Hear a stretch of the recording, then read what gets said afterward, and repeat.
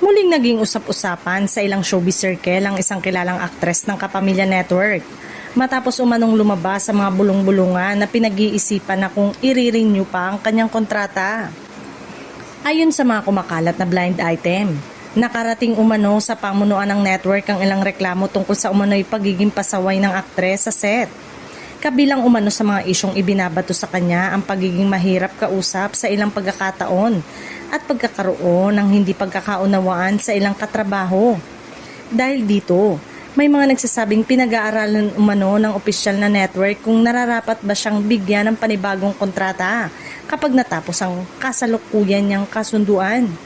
Gayunpaman, wala pang anumang opisyal na kumpirmasyong hinggil sa naturang usapin.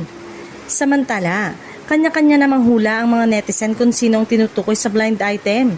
May ilang pangalan na lumulutang sa social media ngunit walang matibay na ebidensyang nagpapatunay sa alinman sa mga ito.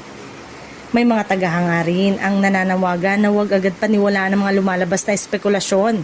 Anila ay maraming blind item ang hindi naman nauuwi sa katotohanan at mas makabubuting hintayin ang opisyal na pahayag mula sa aktres o sa Kapamilya Network. Sa ngayon, nananatiling usap-usapan lamang ang isyong ito hanggat wala pang inilalabas na opisyal na kumpirmasyon mula sa magkabilang panig. Nararapat pa ring ituring ang lahat na ito bilang haka-haka at hindi bilang isang napatunayang pangyayari.